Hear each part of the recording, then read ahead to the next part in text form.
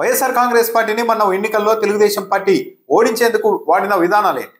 వందల కొద్ది యూట్యూబ్ ఛానళ్లు, వేల కొద్ది ట్విట్టర్, ఫేస్బుక్ అకౌంట్లు, మెయిన్ స్ట్రీమ్ మీడియా, 2 పత్రికలు, 60 టీవీ ఛానళ్లు, ప్రత్యేకంగా ఐటీడీపీ అంటూ ఒకటి ఏర్పాటు చేశారు సోషల్ మీడియాను రన్ చేయడానికి.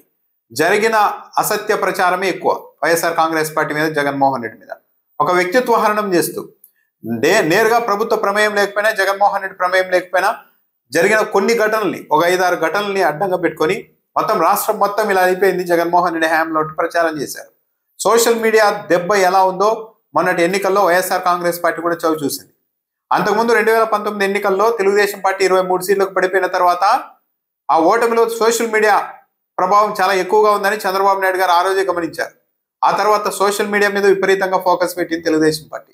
ప్రతిపక్షంలో ఉన్న 5 ఏళ్లలో అసాధారణ స్థాయిలో సోషల్ మీడియాలో తన ప్రభావాన్ని తెలుగుదేశం పార్టీ పెంచుకుంది. వందల కొద్ది యూట్యూబ్ ఛానళ్లు, ట్విట్టర్ అకౌంట్లు, ఫేస్బుక్ అకౌంట్లు, ఐటీడీపీ టీం ప్రత్యేకంగా ఇలా పెట్టి నడిపారు.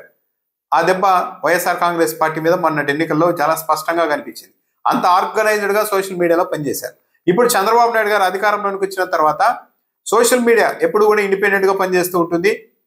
ఉన్నది ఉన్నట్టుగా చెప్పేందుకు ట్రై చేస్తూ ఉంటారని నెటిజన్లు ప్రశ్నిస్తూ ఉంటారు ఎక్కువగా ప్రభుత్వాన్ని. ఎందుకంటే తప్పులు చేసేది ప్రభుత్వాలే.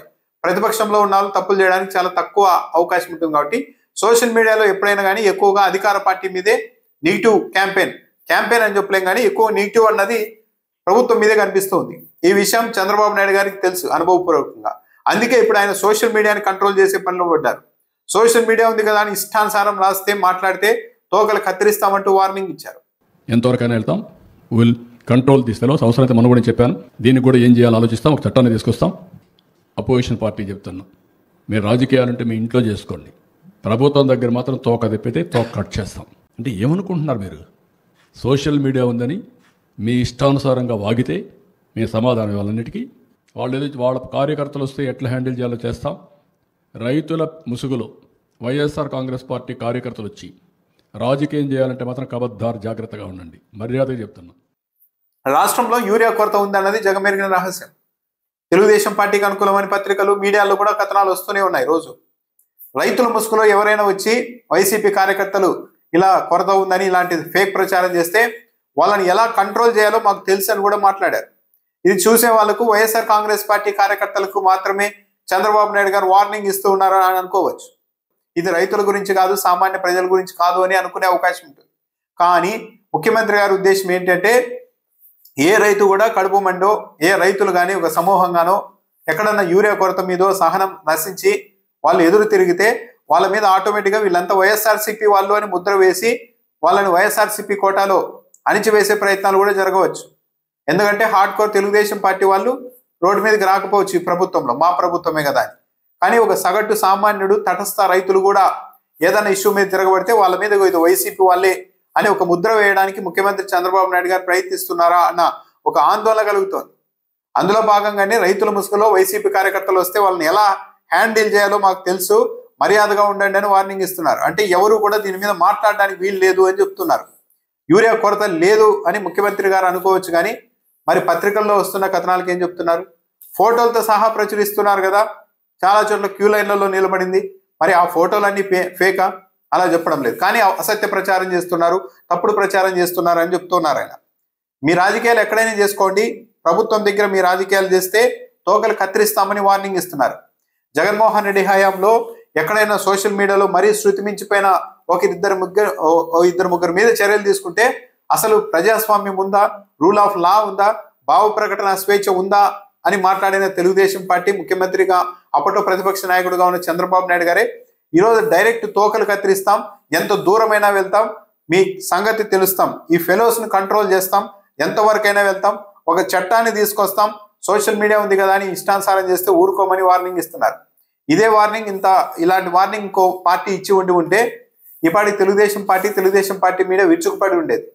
మొత్తం ప్రజాస్వామ్యాన్ని అపహాస్యం చేస్తున్నారు, భావ ప్రకటన స్వేచ్ఛను హరించేస్తోంది ప్రభుత్వం అణిచివేతకు దిగుతోంది అంటూ మాట్లాడుండేవారు. నిజానికి సోషల్ మీడియా గురించి చంద్రబాబు నాయుడు గారు, తెలుగుదేశం పార్టీ, ఈవెన్ పవన్ కళ్యాణ్ కూడా ఈ మధ్య చట్టం తెస్తాం, సోషల్ మీడియాలో ఇష్టానుసారం చేస్తున్నారు అని అంటున్నారు. ఎందుకు వీళ్ళు అంటూ ఉన్నారు అంటే, ఇప్పుడు తెలుగుదేశం పార్టీ తరఫున మెయిన్ స్ట్రీమ్ మీడియా చాలా బలంగా ఉంది. పత్రికలు ఉన్నాయి, 60 టీవీ ఛానళ్ళు ఉన్నాయి. ఇటువైపు వైఎస్ఆర్సీపీకి ఒక సాక్షి మాత్రమే ఉంది.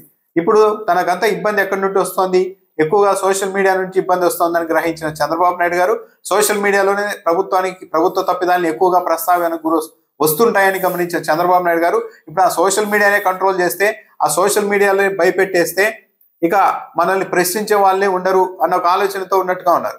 సాధారణంగా మీడియా సంస్థలు భావ ప్రకటన స్వేచ్ఛను ప్రోత్సహించాలి అని ప్రభుత్వానికి చెప్పాలి. సోషల్ మీడియాలో నెటిజన్ల మీద కఠిన చర్యలు ఎక్కడ తీసుకుంటూ ఉంటే కంట్రోల్ చేయాలి.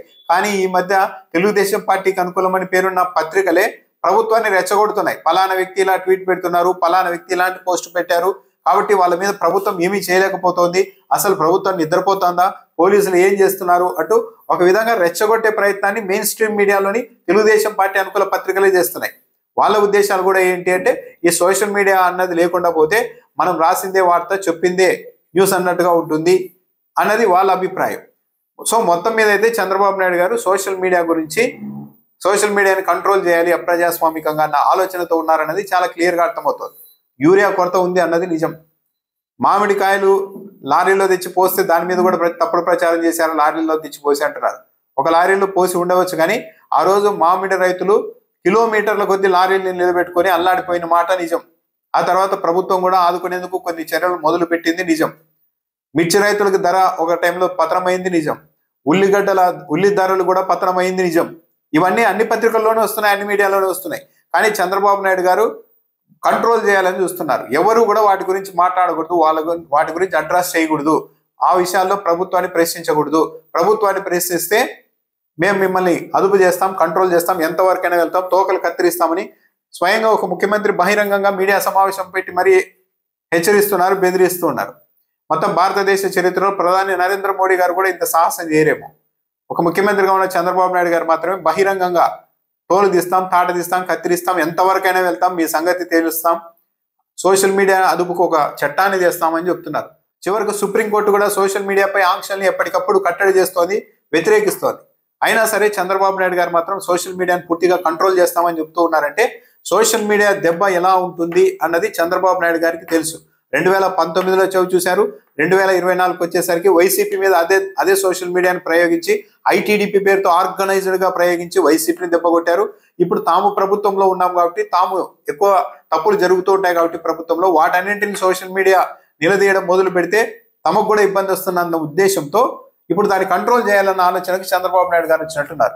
కానీ ఇది ప్రజాస్వామ్య దేశం, కోర్టులు ఉంటాయి, ఇష్టానుసారం చట్టాలు తెచ్చినా ఒకవేళ పూర్తిగా అణిచివేయాలనుకున్నా, ఎవరు ప్రశ్నించకుండా అణిచివేయాలనుకున్నప్పుడు, అలాంటి పరిస్థితి ఉన్నప్పుడు ప్రభుత్వాలు, అధికార పార్టీలోని నాయకులు ఇంకా విచ్చలవిడిగా వ్యవహరించే అవకాశం ఉంటుంది.